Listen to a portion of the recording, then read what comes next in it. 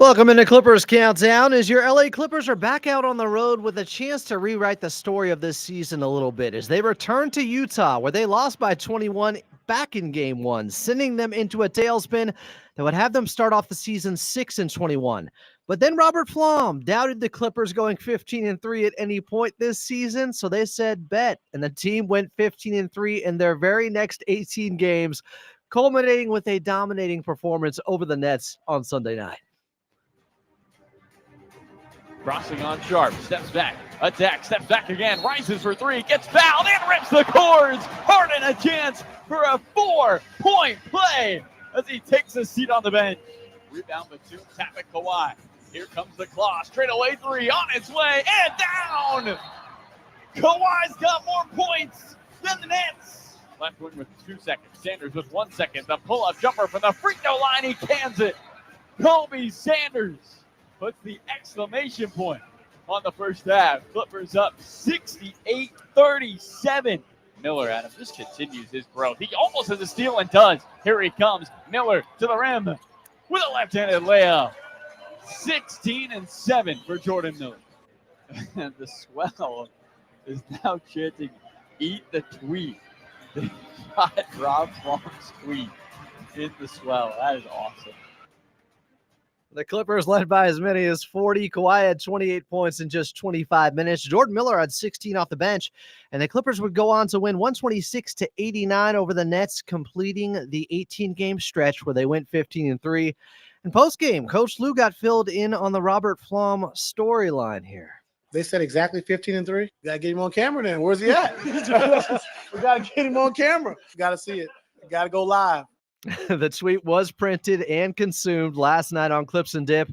And so now can the Clippers keep the good vibes and the momentum going? Tip off from Utah is just about 59 minutes away. Clippers and Jazz coming up a little bit later. We'll have Tomer Azarli on the show. But up next is your radio voice of the Clippers and Carlo Jimenez. I'm Adam Osland, and you're listening to the Los Angeles Clippers Audio Network.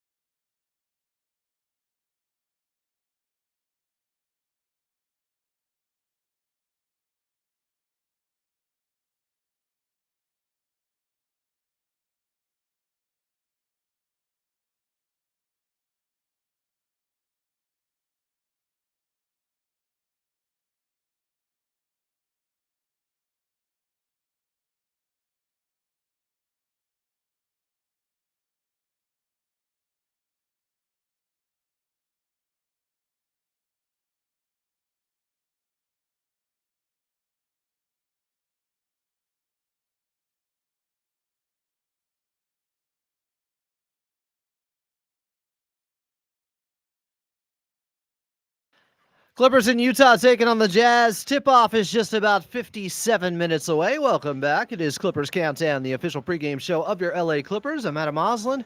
Coming up in a bit, we'll have Tomer Azarli on. We'll also go back in time in Clippers Rewind, but join the show right now from Utah is your radio voice of the Clippers and Carlo Jimenez. Carlo, how we doing?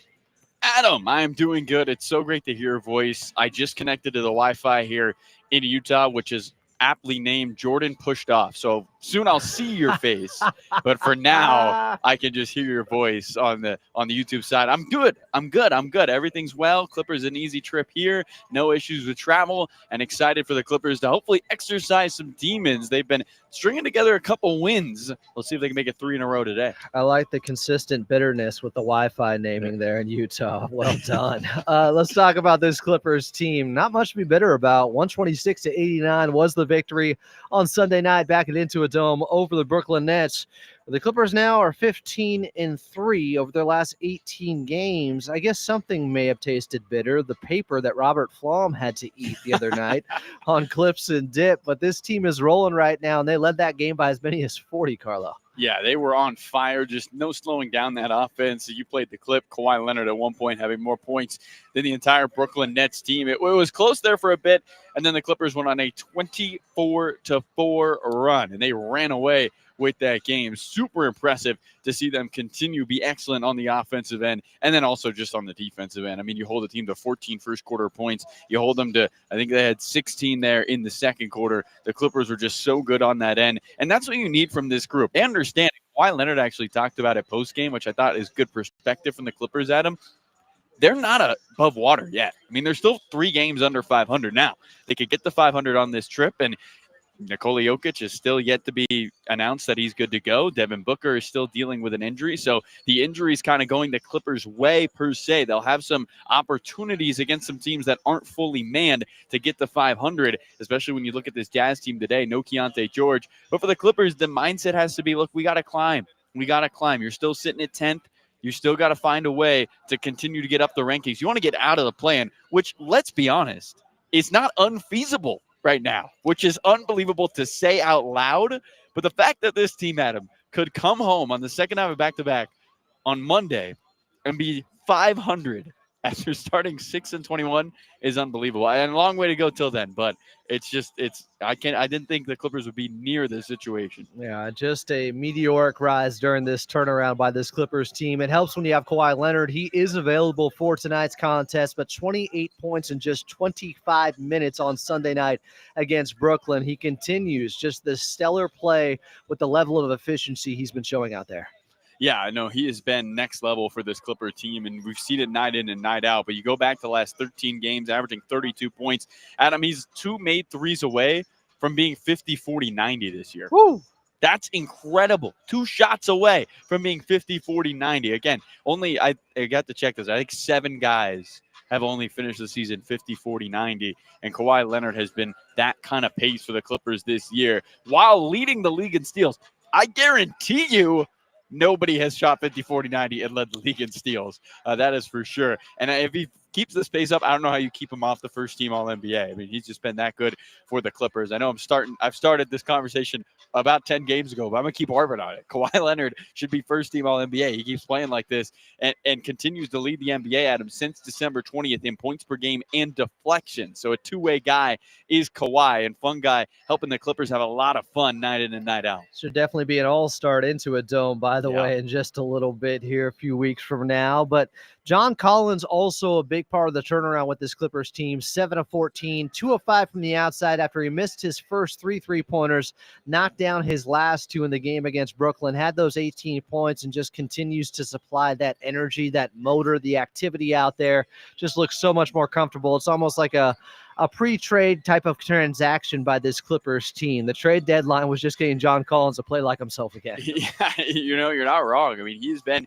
so effective for this Clipper team from a caterpillar to a butterfly. I mean, this dude has flown for the Clippers the last 15 games. Lauren Rosen had this stat, which I thought was interesting, Adam. He leads the NBA in 3-point percentage from the corners since January 3rd. And the Mm. Clippers have always talked about they have to be a team that dominates the corners. You want to guard the corners well. You want to shoot from the corner well. Why? Well, it's the easiest three-point shot. Three-pointers are the most points you can get for the most part on a single possession. So if you guard the easiest three-point shot the best and shoot it the best, you're going to win a lot of games. That's been a key metric for success during the Clippers. They're top 5 over this last 18-game stretch in defense in the corner and three-point percentage from the corner. And John Collins leading the league in three-point percentage since January 3rd. He's been huge for this Clipper team from the corners. Clippers in Utah taking on the Jazz. Tip-off just about 52 minutes away. More with Carlo Jimenez coming up next. I'm Adam Osland, and this is Clippers Countdown right here on the Los Angeles Clippers Audio Network.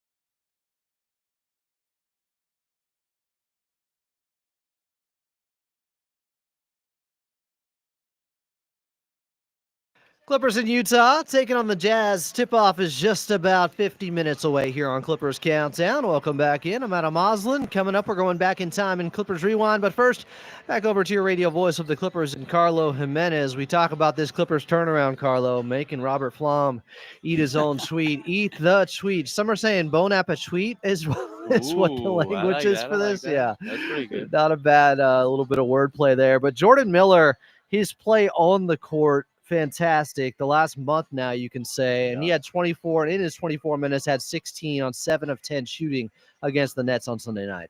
And Jordan Miller, I mean, the Clippers are 8-1 in their last 9 games, and he's averaging 15 points on 56% from the field in those 9 games. That's huge for this Clipper team. He has just been that good on the offensive end. But as Ty Lewis talked about, equally as good on the defensive end, Adam. Joey Kimball had this stat, which I thought really showed how much Jordan Miller has blossomed for this Clipper team. This month, he's got 8 games of 10 points or more.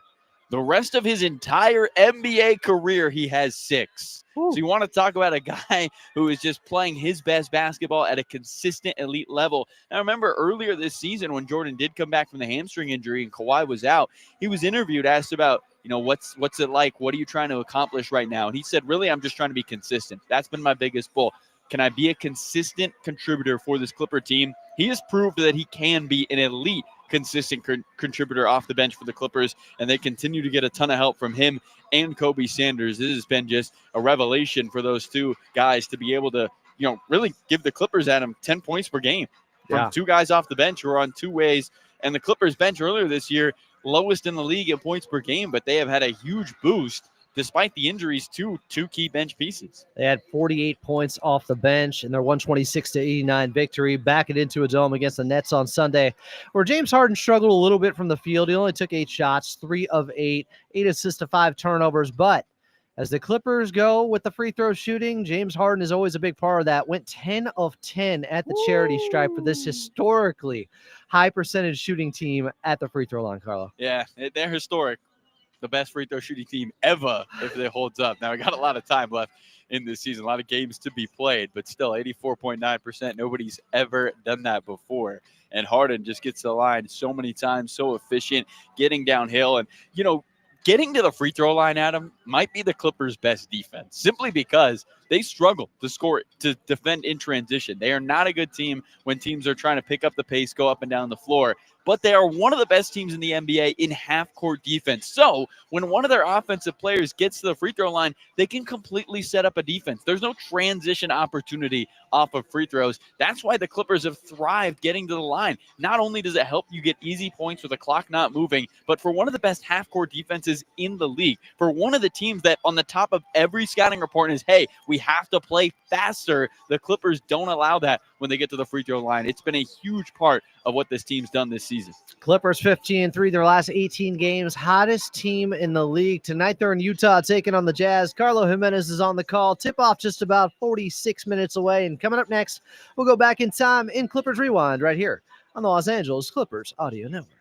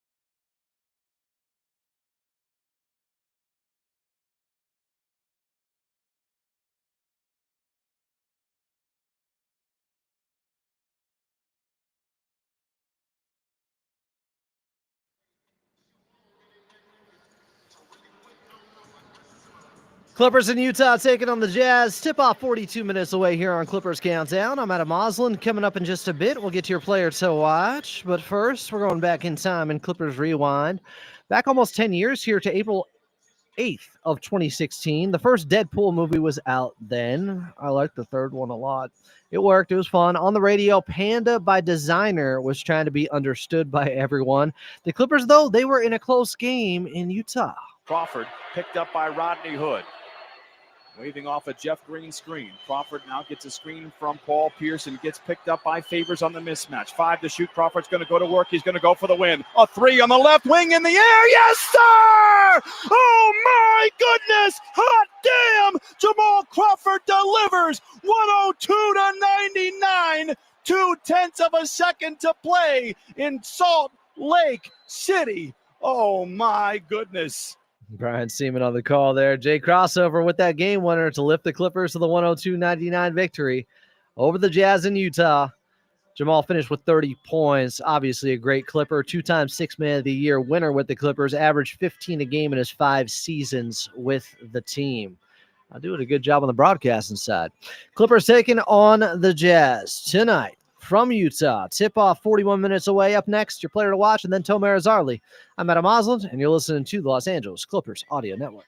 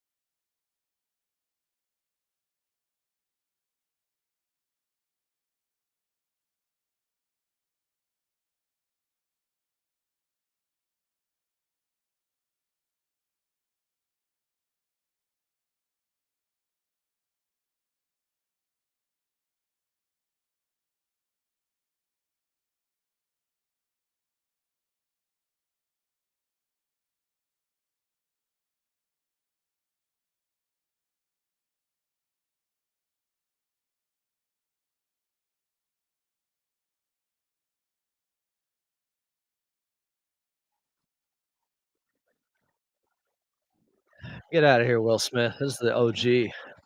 Clippers taking on the Jazz. Utah. Tip-off is just about 38 minutes away. I'm Adam Osland. It's Clippers Countdown. Coming up in just a little bit here. Tomer Azarli will join the show, but first. This is LA Clippers basketball. Watching this guy play right now is really something. Players to watch. Leave to Cisco. Clippers. With my player to watch tonight, because they're back in Utah, I got to go with John Collins. Now, so far in his 2 games against the Utah Jazz, his former team, he's getting just 11 points per contest, shooting 53%, but he has averaged 9 rebounds per game so far against them. He's only shooting 33% from 3, though, in those 2 games against the Jazz. I expect him to be much better. He had 16-plus points in this ball game, coming off the 18 he had against the Brooklyn Nets on Sunday night. But John Collins up against his former squad in the Jazz. We'll remind them what they are missing. Clippers and Jazz from Utah tip-off about 36 minutes away. Up next, Tomer Azarli. But before that, I guess your injury report. I'm Adam Osland, and you're listening to the Los Angeles Clippers Audio Network.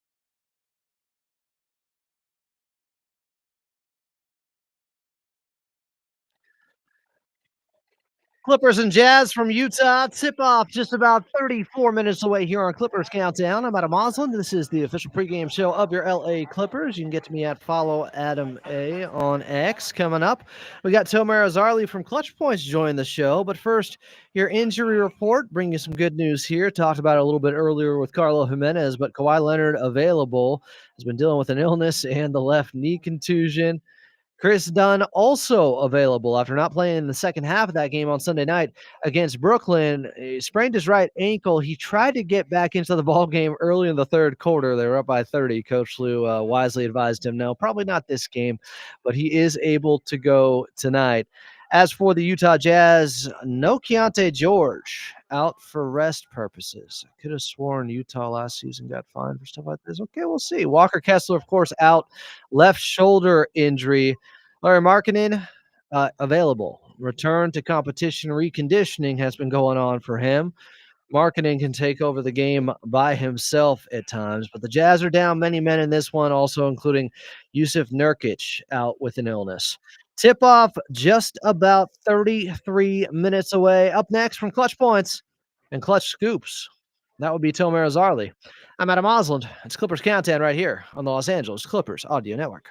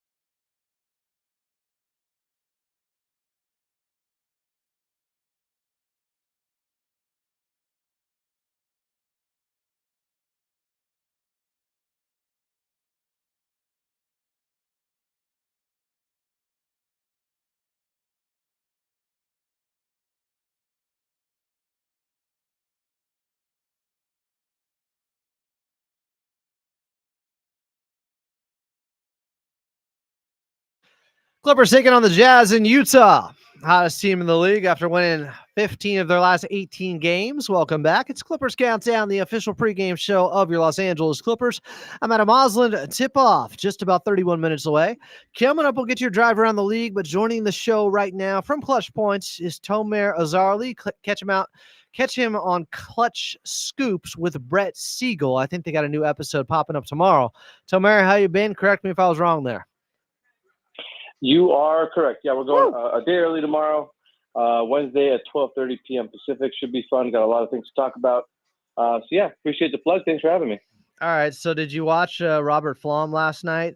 Eat that tweet? We were all watching. I mean, I almost wanted to see more. I think he was a good sport about it, obviously. It was fun to watch. You guys made a whole little show about it. I loved it. I just had a very big question I never got answered, which is, if the Clippers go on another 15-3 run here, does that restart the Eat the Tweet Bowl? The paper bowl. Do we get a second Eat the Tweet chain? I'm just wondering about that. So he was asked about that on the Lob the Jam the podcast, and it sounded like that's a possibility if they do it again. Not if they just keep extending this run out, but if over an 18-game stretch they end up going 15-3 again. I don't know if we can really hold him to it. The world stood still for him eating that tweet yesterday. It was a great moment. Uh-huh. I don't know if we need it again.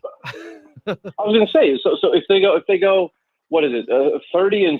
Like, are we not doing it again? I don't understand. They If go 30-6 here. Let me tell you something. They go 30-6 here. I'll be eating some paper. I'll be eating my own words. We'll somehow print this. We'll get this on wax. This audio right here of me saying that. Now I'll eat that instead. The wax cylinder. Tomer, let's talk about a little bit of news that broke earlier today. It looks like Lawrence Frank is getting that extension, or just recently did. Was this always in the works?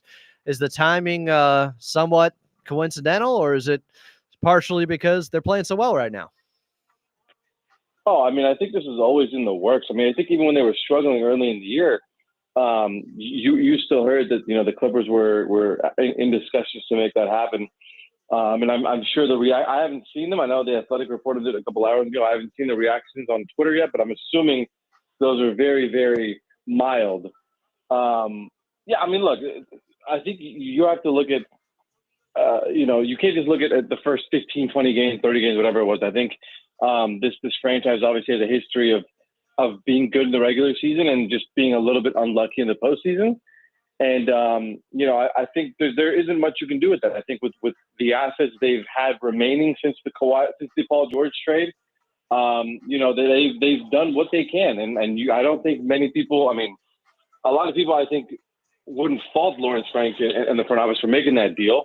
And again, with such limited assets after that, they acquired James Harden. They were able to put together competitive rosters. And so, I think I'm probably going to get some flack for it, but I feel like it's well deserved because you're not, winning a championship. I mean, there's one winner every year and 29 losers. Does that mean everyone below should be fired? No, not at all.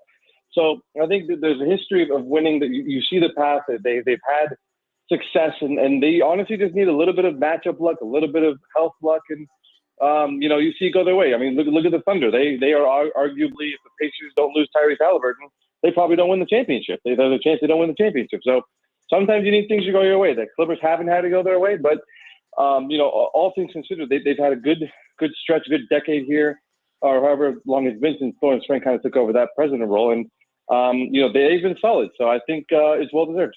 Yeah, the one thing I always say is the things within their control they've been pretty good about. For instance, if Kawhi doesn't tear his ACL in the playoffs in 2021, the Clippers might have won that championship, And then when it comes to the SGA trade, to me, every GM in the history of basketball is making that trade at that time to bring in the NBA Finals winner and Kawhi and Paul George, who was just top 3 in Defensive Player of the Year and MVP that season. Is that the type of thinking that goes along with what you're talking about? I mean, yeah, you knew once you made the trade for Paul George and acquired Kawhi Leonard, you were basically mortgaging the future of your franchise to try and win within the next 3, 4, 5 years. Sometimes it works out in your favor, sometimes it doesn't. I think while Kawhi did have a history of some lower body, lower leg injuries, they did have a chance in 2020, and unfortunately that was not a president or front office role. I think the Clippers, the players and the coaching staff, whatever, it's a group effort, but they should have been in the finals that year. They should have at least been in the Western Conference Finals, that 2020 bubble. So can't really blame the front office there. In 2021, you can't blame them either because even when Kawhi went down, they were able to win a couple games, get to the conference finals, and took the Suns to 6 games.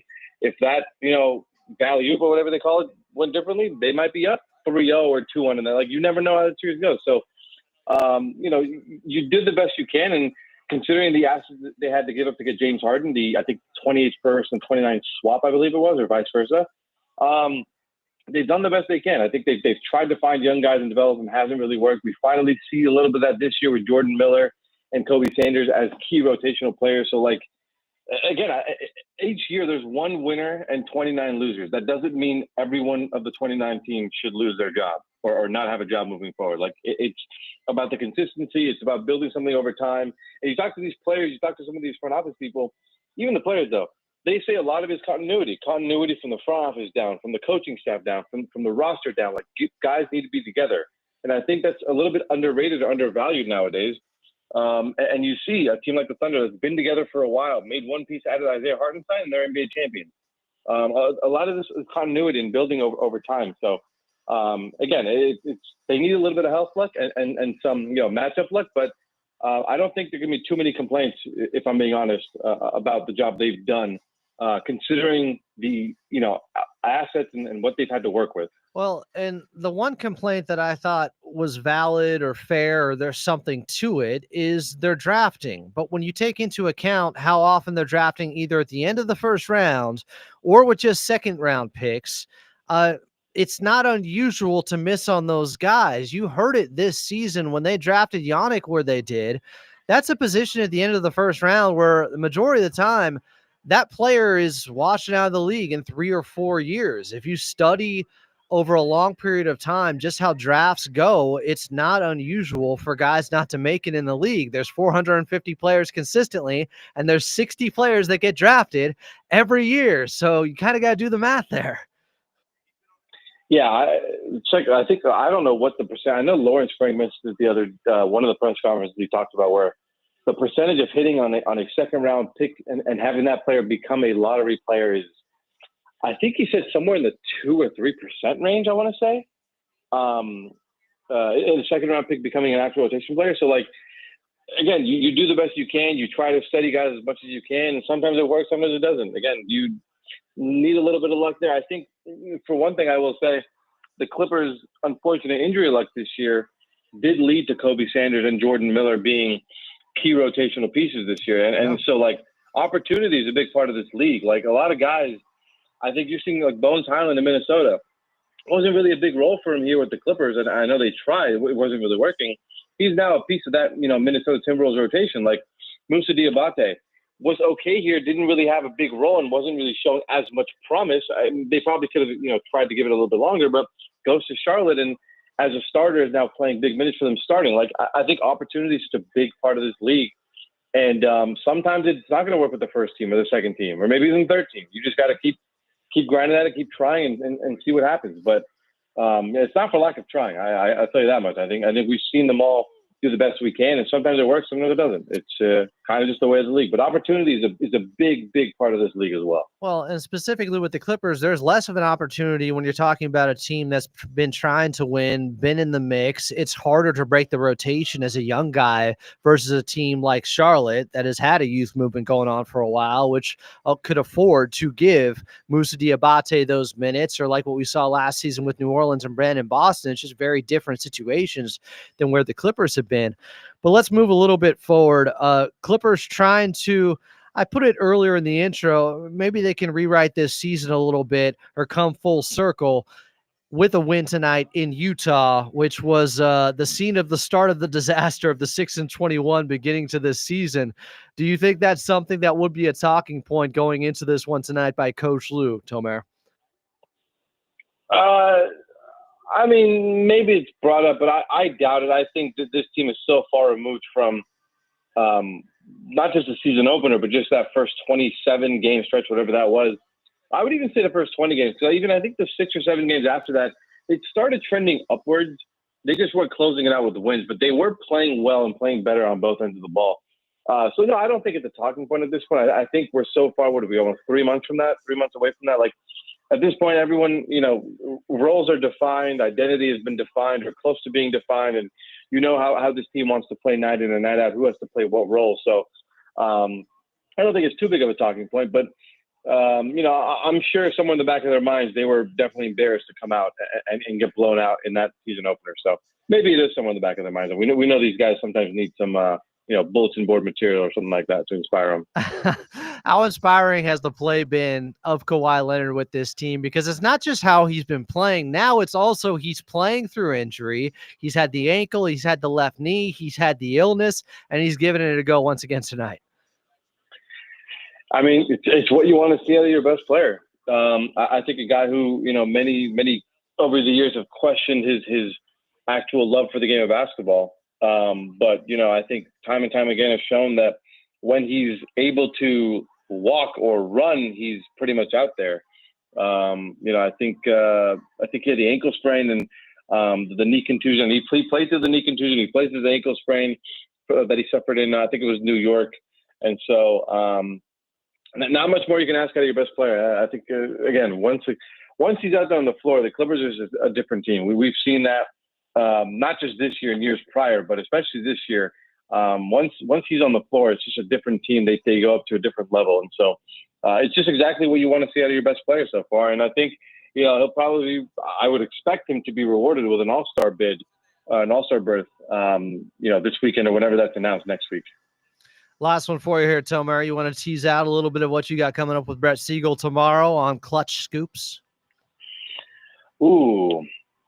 If you let me go up to what we have, some of our talking points. Yeah, I think, I think there's a lot of things. One, we want to talk about Giannis Antetokounmpo, just to see what paths teams have to getting him. I think he hasn't really requested a trade yet. I don't believe, but it seems like it's just a matter of time until he's on the way out. Yeah. I know there's some more inquiries about the Golden State Warriors and Jonathan Kuminga, especially after the Jimmy Butler injury.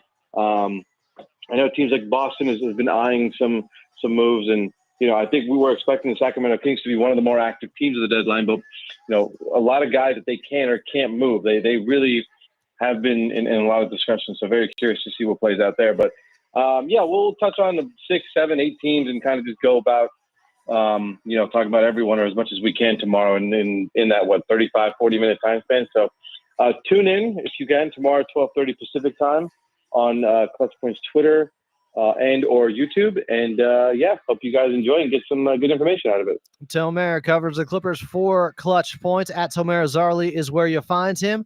Tomer, appreciate you doing this once again here on Clippers Countdown, my friend. Well, thank you for having me. Appreciate it. Thank you. Coming up next, as we get set for the Clippers in Utah taking on the Jazz. Tip-off about 18 minutes away. We'll get to your drive around the league. I'm Adam Osland, and this is Clippers Countdown on the Los Angeles Clippers Audio Network.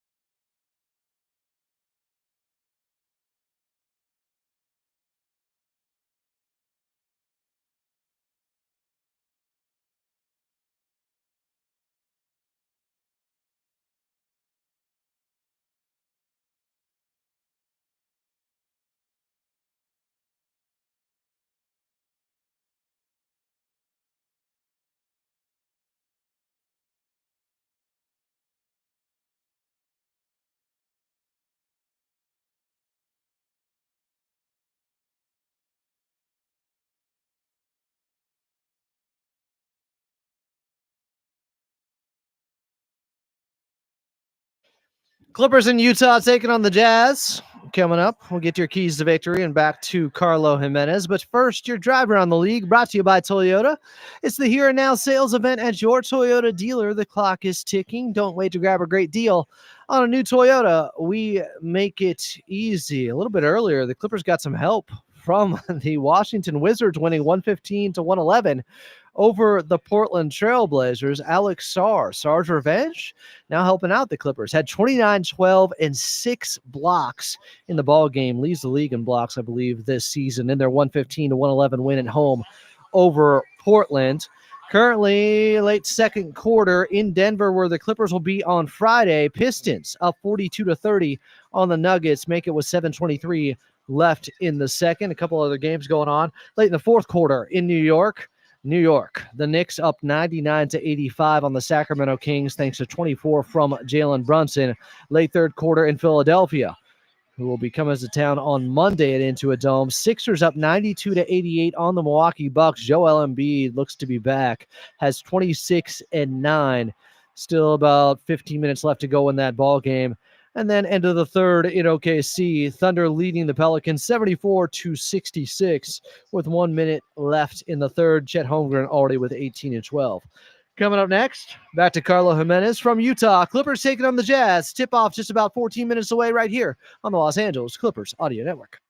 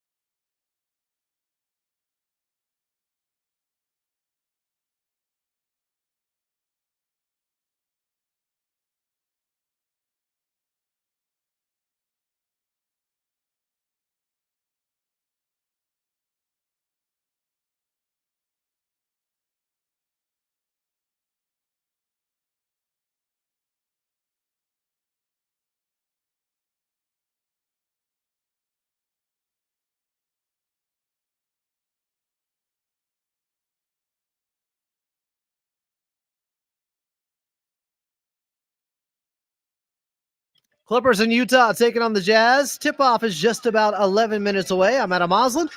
Welcome back in. Coming back, we'll get to your keys to victory here. Clippers, hottest team in the league right now, 15-3, their last 18 games. How have they been able to do it, though?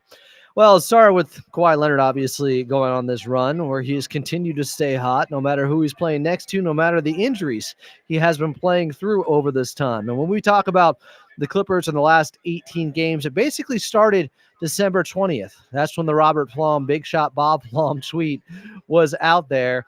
And if you look, the Clippers since that time, they got a 120 offensive rating, third best in the league. Their defensive rating, sixth.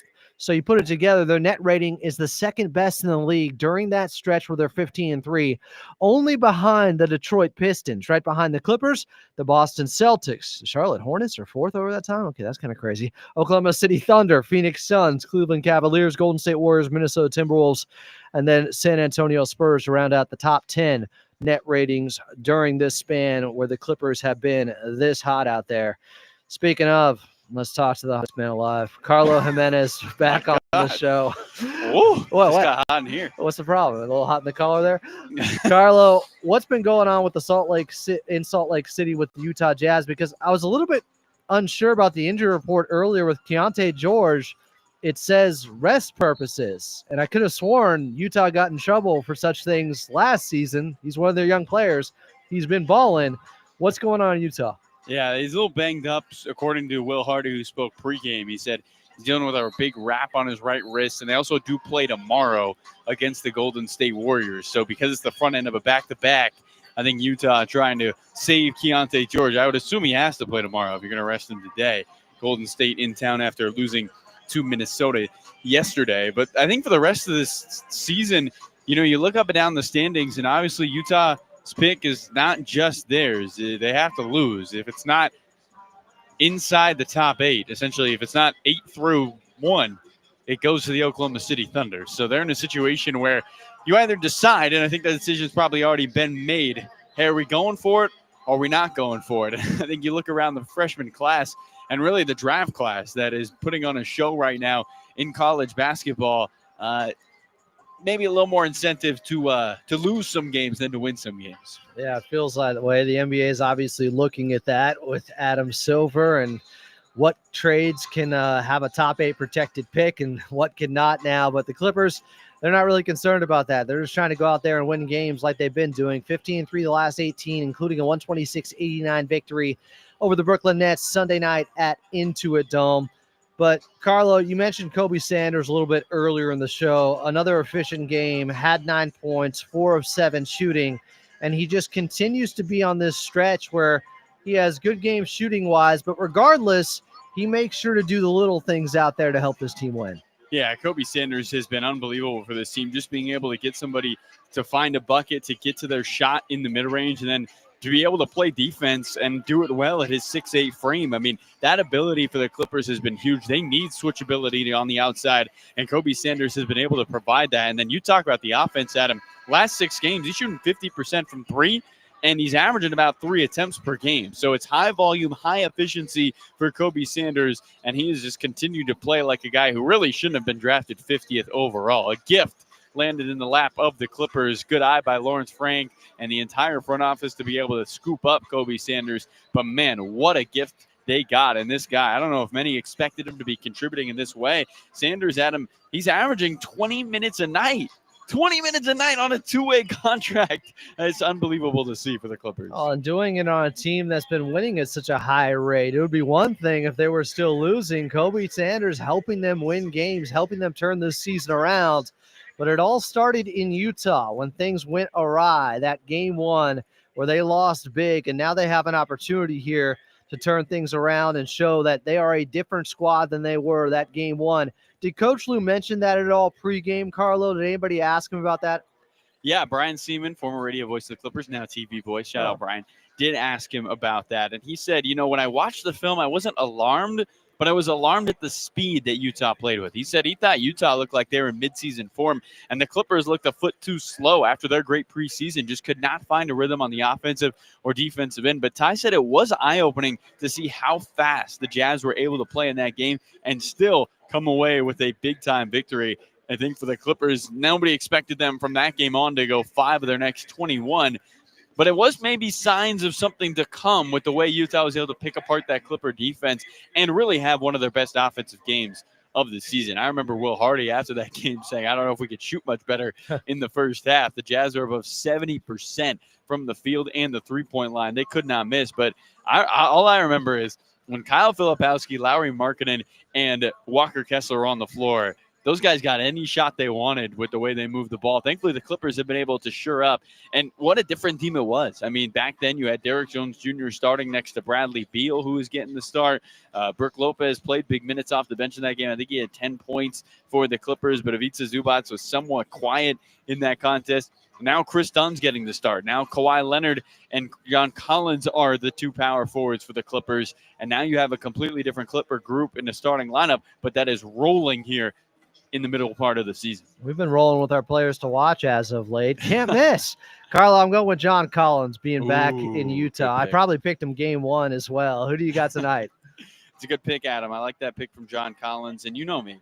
If you're going a former member of the other team, I'm going to go a former member of the other team. Give me Chris Dunn in this ball game. Dunn shooting a career high from the field, a career high from the three-point line, while being top 10 in the NBA in total deflections and steals. He has been unbelievable for the Clippers, not only on the defensive end like he was last year, but having maybe his best offensive season of his NBA career.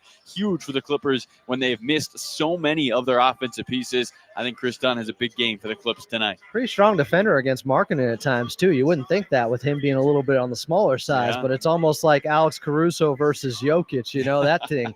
You switch things up like that, sometimes it disrupts a big man out there. Carlo Jimenez on the call. Tip-off just about 5 minutes away. Clippers in Utah taking on the Jazz. Coming up next, your keys to victory right here on the Los Angeles Clippers Audio Network.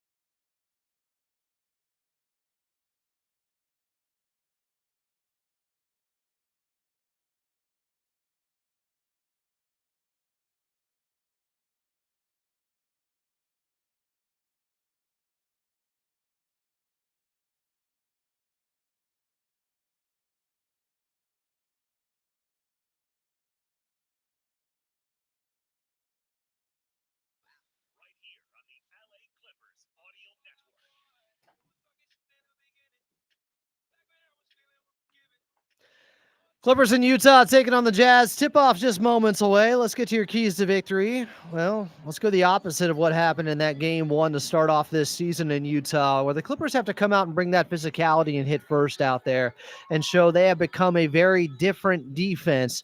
Carlo mentioned it, but different guys in the starting lineup for the Clippers now. Same with the Utah Jazz, whether due to injuries or just changing up of the lineups. But Chris Dunn is their tone setter defensively each and every night now with this Clippers team.